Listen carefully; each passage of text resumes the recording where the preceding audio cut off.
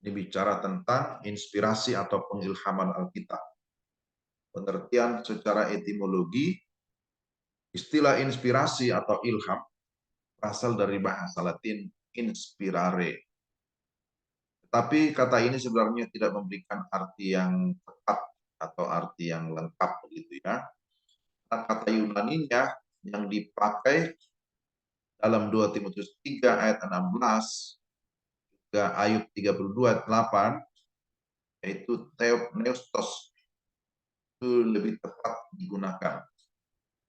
Jadi dalam 2 Timotius 3 ayat 16 tadi yang kita sudah baca juga, karena ada kata segala tulisan yang diilhamkan. Istilah diilhamkan itu dari kata ini, theopneustos. Kemudian terjemahan bahasa Ibrani ke dalam bahasa Yunani di dalam Ayub 32. Ya, kalau bahasa perjanjian lama itu kan bahasa Ibrani. Ayub 32 ayat 8. Di bahasa Ibrani terjemahkan ke dalam bahasa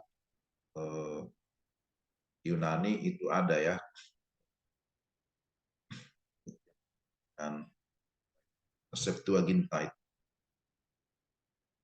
Ya, Ayub 32:8, tetapi roh yang di dalam manusia dan nafas yang maha kuasa itulah yang memberikan kepadanya pengertian. Di nafas yang maha kuasa itu disebut dari kata theopneustos ini. Jadi kata theopneustos sebenarnya bisa diartikan itu dinafaskan oleh Allah. Segala tulisan diilhamkan oleh Allah, atau segala tulisan itu dinafaskan oleh Allah atau keluar dari Allah. Theopneustos adalah kata majemuk pneu theos yang berarti dihembuskan. Tadi saya sudah sebut ya, dihembuskan Allah atau dihembuskan oleh Allah.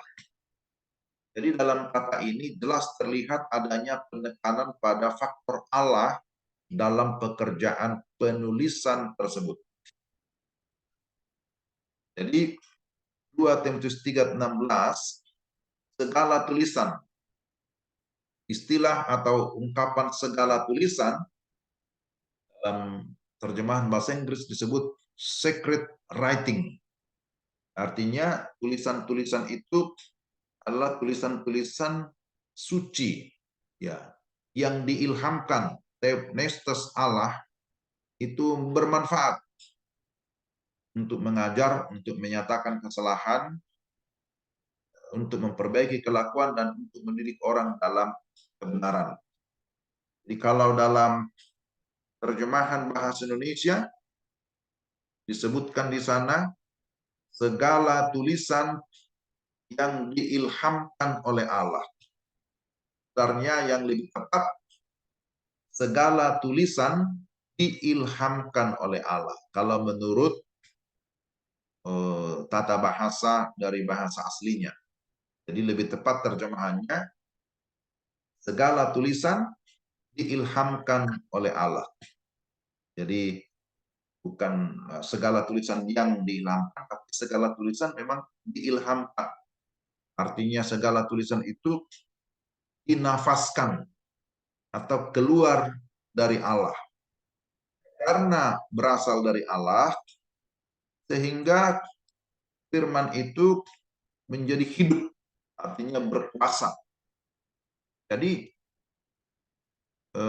kata yang sama rupanya itu juga dipakai ketika penciptaan manusia ya. Di dalam Kejadian pasal 2 ayat yang ke-7 sebutkan, ketika itulah Tuhan Allah membentuk manusia itu dari debu tanah dan menghembuskan nafas hidup ke dalam hidungnya. Demikianlah manusia itu menjadi makhluk yang hidup. Jadi Kejadian 2 ayat 7 itu kan bicara tentang penciptaan manusia dibentuk dari debu tanah, tapi kemudian Allah menghembuskan nafas hidup, barulah menjadi hidup. Artinya tanpa nafas hidup dari Allah, ya manusia kan tidak hidup. Nah, kata yang sama rupanya juga digunakan ketika 2 Timotius 3:16. Jadi dikatakan segala tulisan diilhamkan Allah, artinya dinafaskan Allah. Sehingga memang segala tulisan atau firman Allah itu memiliki kuasa, menjadi firman yang hidup. Ya, kita kan selalu berkata ya atau berdoa, terima kasih untuk firman Tuhan yang hidup, firman yang hidup, firman Allah yang hidup. Disebut firman Allah yang hidup ya karena memang itu tadi itu dinafaskan oleh Allah, karena Allah yang menghembuskan, Allah menjadi sumber daripada semua tulisan itu. Definisi pengilhaman. Ilhaman adalah pekerjaan Allah melalui rohnya yang menggerakkan, menguasai, dan memimpin orang-orang yang telah dipilihnya. Siapa orang-orang yang dipilihnya? Itu para nabi dan rasul untuk menuliskan perkataan-perkataan yang dikehendakinya, baik dalam PL maupun dalam perjanjian baru, tanpa salah. Inilah definisi pengilhaman.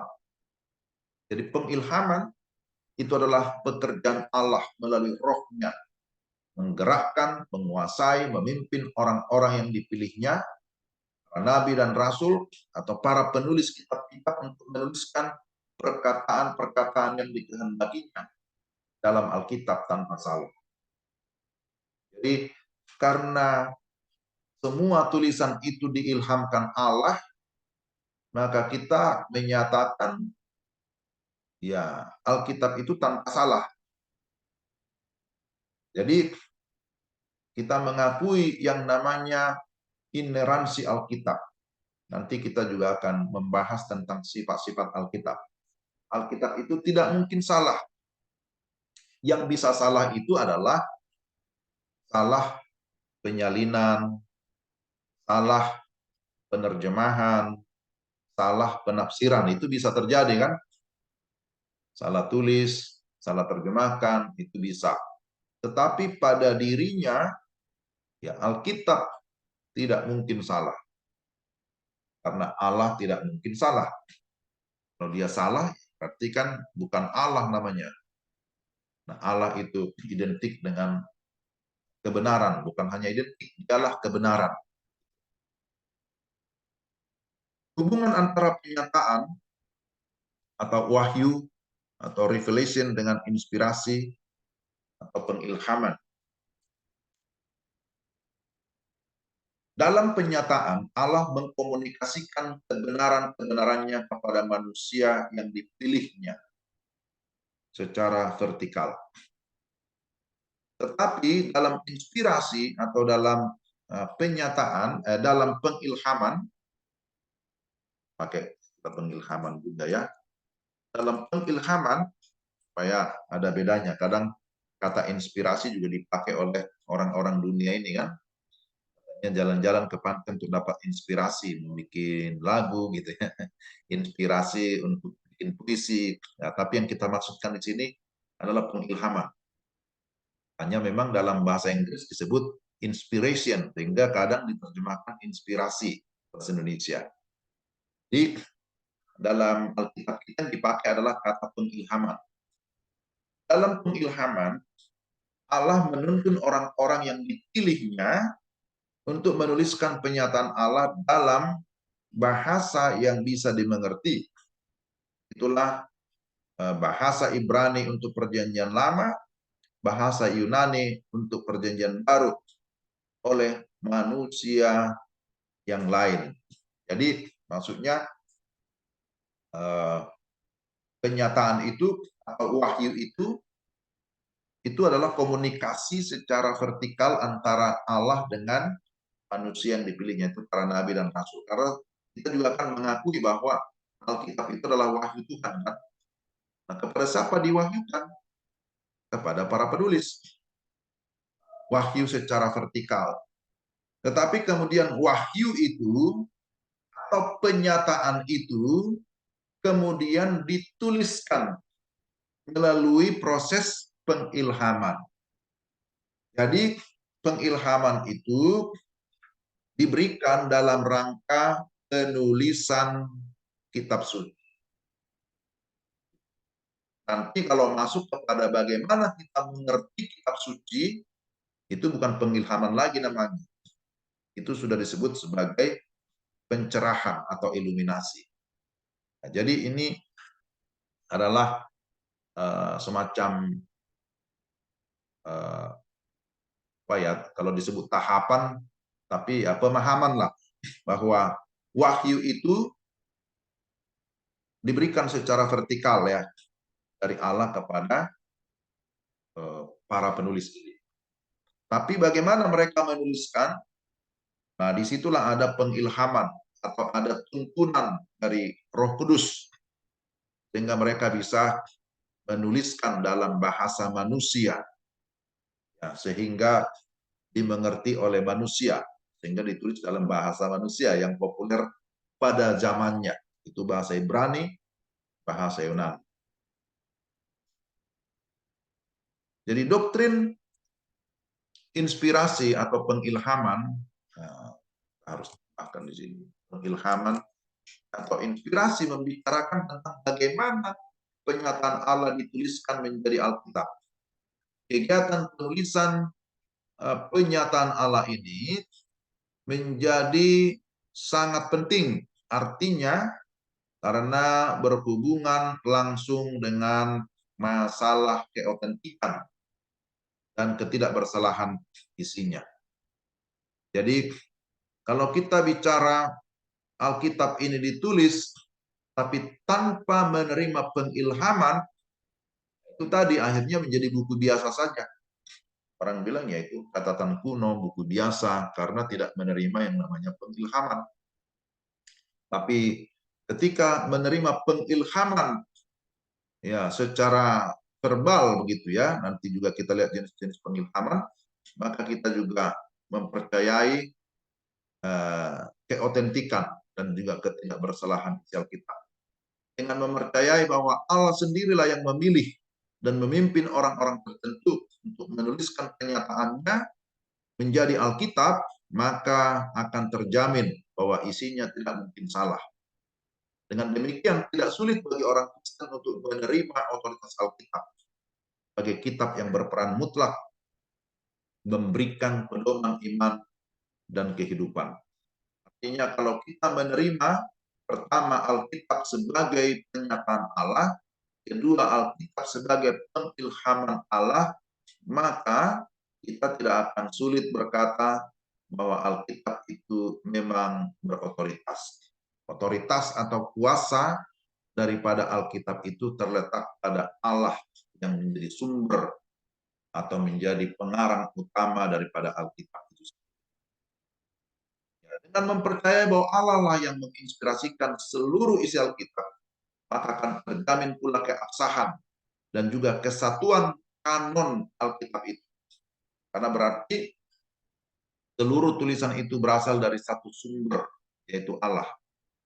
Demikian, sejarah gereja membuktikan bahwa ada banyak pendapat yang menolak doktrin inspirasi atau pengilhaman. Akibat langsung dari menolak doktrin inspirasi berarti menolak keabsahan Alkitab sebagai firman Tuhan dan berarti menolak pula otoritasnya yang mutlak. Jadi ini konsekuensinya.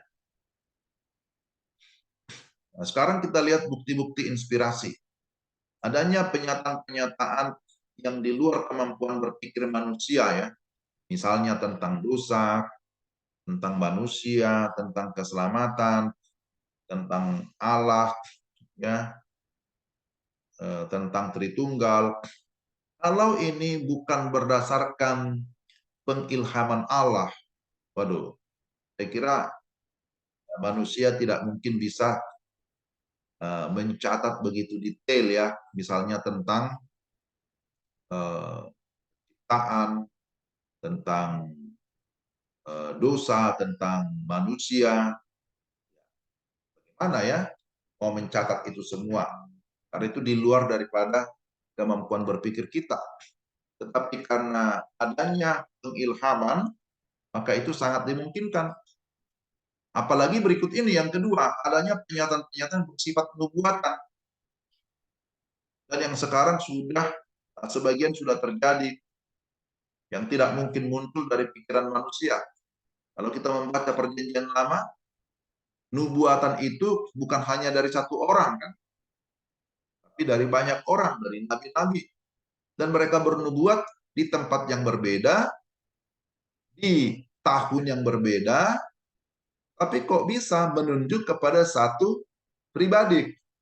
Ini kan juga sesuatu yang ajaib. Kalau bukan karena pengilhaman daripada Allah, maka bagaimana mungkin para penulis itu?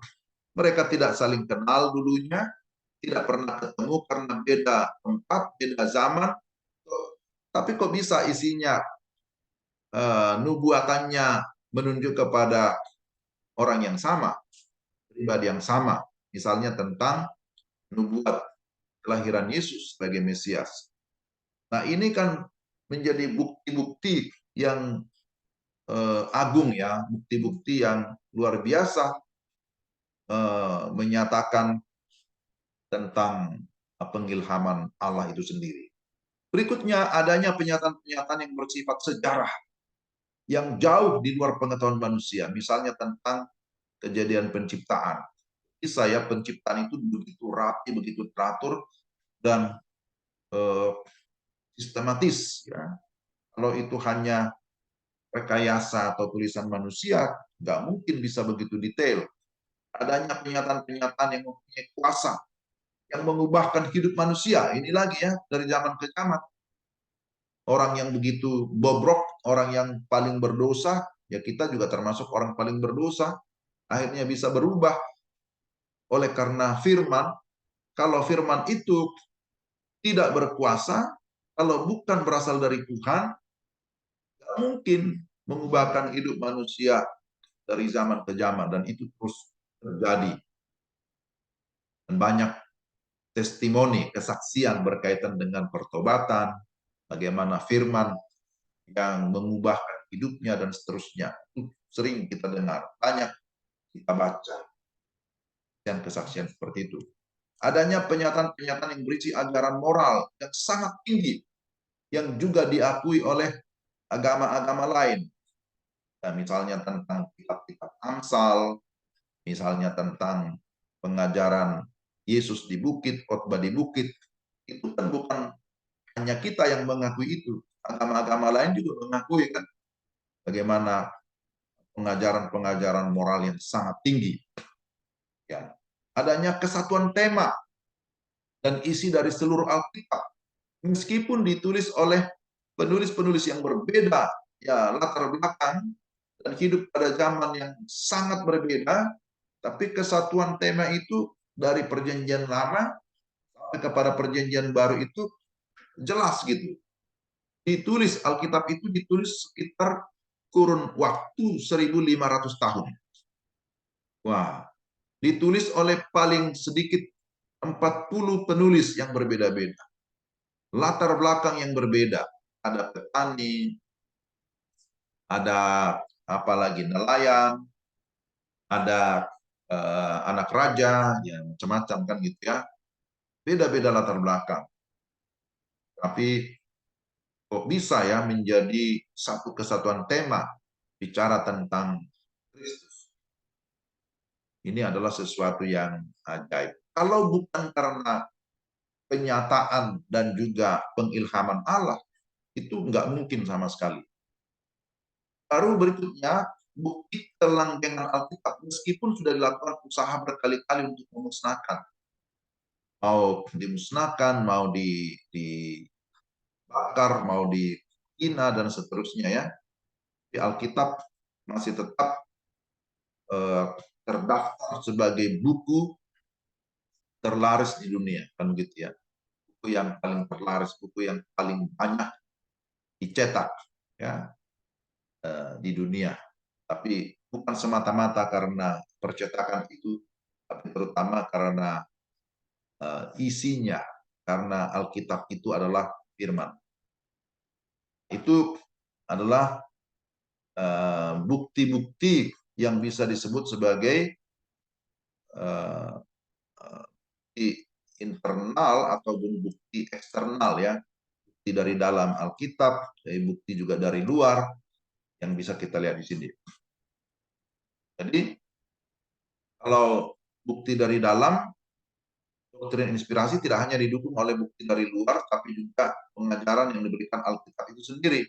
Jadi bukan hanya dari kata kita, kata orang, kata kesaksian, tapi Alkitab sendiri memberi kesaksian ya. Allah sendiri memberi perintah untuk menuliskan. Misalnya dalam perjanjian lama, Keluaran pasal 17 ayat 14. Kita tidak baca semua ini. Sebagai salah satu contoh saja, dalam Keluaran 17 ayat 14 dikatakan, kemudian berfirmanlah Tuhan kepada Musa, tuliskanlah semuanya ini dalam sebuah kitab sebagai tanda peringatan. Jadi di sini jelas ya, kejadian Keluaran 17 ayat 14. Siapa yang berfirman? Tuhan berfirman. Kepada siapa? Kepada Musa. Tuliskanlah semuanya ini dalam sebuah kitab sebagai tanda peringatan. Itu sebabnya kita berkata bahwa Kejadian, Keluaran, Imamat, Bilangan, Ulangan itu adalah tulisannya Musa. Ya kan? Itu disebut kitab Musa. Karena ada bukti internal sendiri yang menyatakan Tuhan berfirman kepada Musa, tuliskanlah semuanya ini dalam sebuah kitab. Ya. Jadi itu salah satu contoh saja. Jadi para penulis sendiri yang berikutnya sadar memberikan otoritas tulisannya sebagai firman Tuhan. Maka para penulis, misalnya seperti Yeremia, Yehezkiel, selalu berkata setelah dia menulis, demikianlah firman Tuhan. Demikianlah firman Tuhan. Dan itu juga yang kita ikuti kan, ketika kita juga membaca firman, selesai kita baca, kita berkata apa? Demikianlah firman Tuhan. Setelah selesai kita berkhotbah, kita sebutkan apa? Demikianlah firman Tuhan. Mau menegaskan ini firman Tuhan loh, bukan firman manusia, bukan dari kita gitu. Firman Tuhan yang kita sampaikan. Perjanjian baru juga mengakui inspirasi Alkitab, perjanjian lama. Misalnya Yesus Kristus ya. Yesus sendiri artinya juga mengakui perjanjian lama. Karena pada masa Yesus melayani, perjanjian lama kan sudah banyak ditulis. Itulah yang disebut sebagai kitab Taurat, kemudian juga kitab nabi-nabi, kitab Mazmur, itu disinggung ya ketika di dalam masa perjanjian baru itu. Jadi misalnya kalau kita membaca di dalam Alkitab kita, apa ya, Yesus sendiri juga sering mengutip ya, mengutip apa yang ada di dalam perjanjian lama. Ini sebenarnya bukan Matius 4 ayat 11 ya, tapi ke ayat 10. Tapi sebelum itu juga ada di ayat-ayat sebelumnya di mana Yesus mengutip ayat-ayat dari perjanjian lama. Misalnya di sini dikatakan ayat 10, maka berkata Yesus kepadanya, ingatlah iblis, sebab ada tertulis, engkau harus menyembah Tuhan Allahmu dan hanya kepada Dia sajalah engkau berbakti. Jadi ini adalah kutipan. Yesus sendiri berkata, sebab ada tertulis. Ya. Jadi Yesus sendiri kan juga mengkonfirmasi perjanjian lama itu sebagai firman. Demikian juga di dalam bagian yang lain, dalam Matius, dalam Yohanes, ada kutipan-kutipan yang diambil dari Perjanjian Lama. Jadi bukan hanya Yesus, Rasul Paulus juga begitu, Rasul Petrus juga begitu.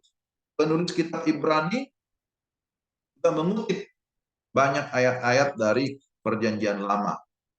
Jadi artinya bahwa tokoh-tokoh dalam Perjanjian Lama, lagi Yesus kan, memberikan pengakuan inspirasi Alkitab Perjanjian Lama. Kalau Yesus saja mengutip Perjanjian Lama, kenapa kita tidak kan gitu ya? Kita tidak bisa berkata, sudah yang penting Perjanjian Baru saja. Banyak orang begitu, kita fokus Perjanjian Baru saja. Didirikanlah gereja Perjanjian Baru. Enggak ya, saya enggak tahu itu. Jadi berikutnya juga Perjanjian Baru, ada pengakuan dari penulis bahwa mereka menerima firman dari Tuhan. Misalnya tadi Paulus ya, Perjanjian Baru mengakui inspirasi Alkitab Perjanjian Baru.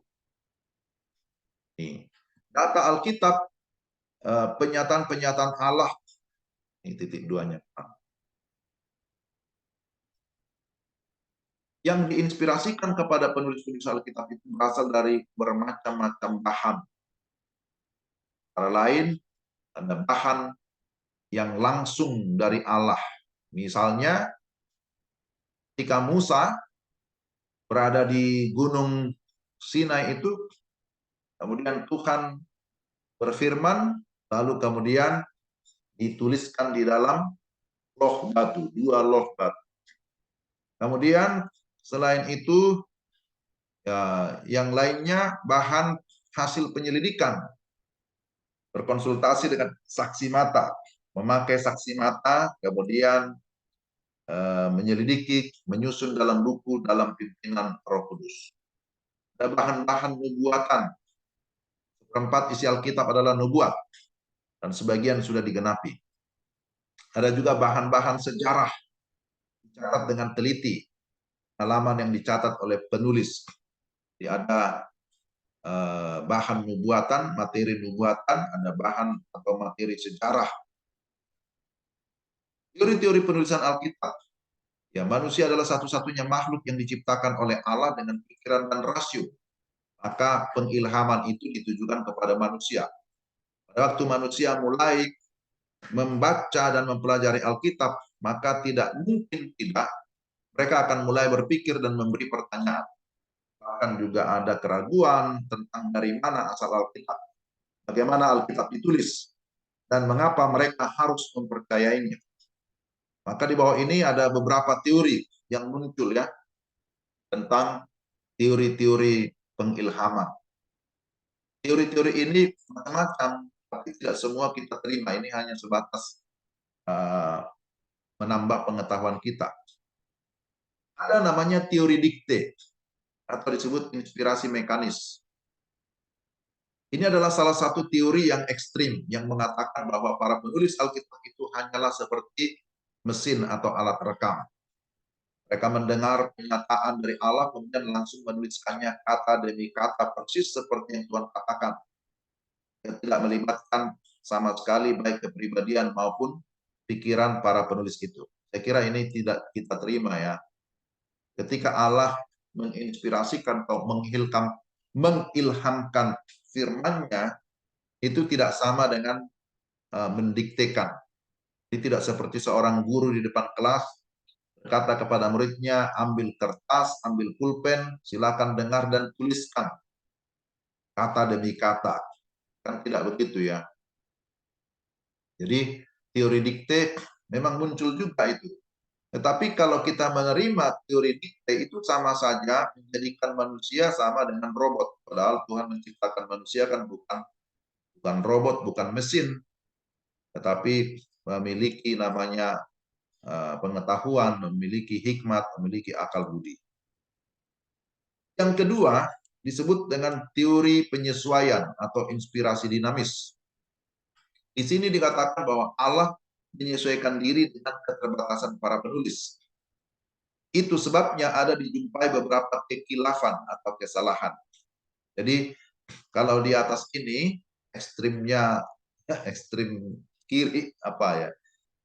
Menyatakan bahwa 100% bahwa Allah mengilhamkan dan kemudian manusia itu sama seperti mesin. Tapi ini malah sebaliknya, yang mendominasi adalah manusia. Allah hanya menyesuaikan diri. Dan ini juga tidak benar ya. Baik inspirasi mekanis maupun dinamis kurang tepat. Maka ada muncul namanya teori pengawasan atau disebut inspirasi organis. Inilah yang lebih kita terima. Jadi dalam inspirasi atau teori pengawasan ini, Allah berdaulat mengawasi dan mengatur latar belakang, warisan keturunan, dan keadaan sekitar masing-masing penulisnya. Nah, pada waktu menulis, mereka sadar menggunakan kata-kata mereka sendiri, sekaligus adalah merupakan firman Allah. Dan mereka sudah dibina oleh Allah untuk tujuan itu, karena orang tersebut telah dibaharui rohnya dan terhisap dalam hubungan dengan Allah. Jadi walaupun para penulis adalah orang berdosa, atau semua orang berdosa ya, itu tidak menjadi penghalang karena mereka dipimpin oleh Allah. Dan terjamin bahwa tulisan-tulisan ini tidak mungkin salah dalam bahasa aslinya. Itu sebabnya masing-masing kitab yang ditulis, masing-masing penulis mempunyai gaya bahasa yang berbeda, perbendaharaan kata yang tertentu, penekanan berita yang tertentu, dan sebagainya. Nah, jadi kita lebih condong menerima teori pengilhaman yang namanya organis.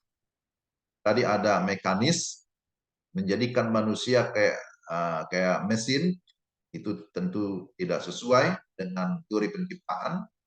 Kemudian teori dinamis, ya menjadikan artinya Allah itu mengikuti keinginan manusia, itu juga tidak bisa. Tapi teori organis, ya organ itu hidup ya. Ya artinya para penulis itu dihargai sebagai pribadi yang hidup, artinya yang sudah dibaharui, yang memiliki gaya bahasa, memiliki latar belakang berbeda-beda, dan itu juga tercermin di dalam masing-masing. Jadi kalau kita baca tulisan Rasul Paulus dengan tulisannya Yohanes, itu kan pasti beda ya, beda gaya bahasanya. Kalau kita baca lagi dengan tulisan Petrus, beda lagi gaya bahasanya. Kita baca dengan tulisannya Matius, beda gaya bahasanya. Karena masing-masing memiliki latar belakang yang berbeda. Dengan perbendaharaan kata juga yang berbeda. Dengan style yang berbeda. Jadi kalau Paulus menulis surat, pasti selalu dimulai dengan ada salam, ya, dan ada penutup.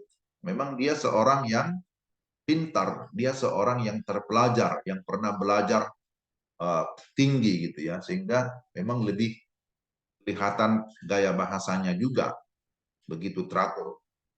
Waktu kita membaca tulisannya Yohanes, kan, lebih banyak kepada menunjukkan tentang kasih persaudaraan, yaitu ciri khasnya kan di situ. Ya, karena memang perbedaan latar belakang. Dia disebut sebagai murid muda yang dikasihi, dan itu tercermin juga di dalam tulisan-tulisannya. Inilah kira-kira ya yang bisa kita pelajari hari ini berkaitan dengan pewahyuan dan juga pengilhaman kitab. Jadi saya yakin berdasarkan semua pembelajaran ini kita semakin memahami, semakin diteguhkan, semakin diyakinkan untuk kita bisa juga melengkapi orang lain, meyakinkan orang lain tentang doktrin atau ajaran Alkitab ya. Bagaimana Alkitab itu ada, bagaimana ceritanya ya kita sekarang memiliki Alkitab. Besok kita lanjutkan lagi dengan bagian-bagian yang juga sangat penting. Hari ini sampai di sini dulu. Saya mau lanjutkan dulu di sebelah. lanjutkan ya, Bapak. Tentang Ya, jamnya, saya mau lihat dulu. Kalau misalnya Ibu Juli ngajar pagi jam 8 sampai setengah 10, kemungkinan kita mulainya di situ. Karena kami masih ada anak kecil begitu ya. Jadi kadang juga harus berbagi supaya semua bisa dapat.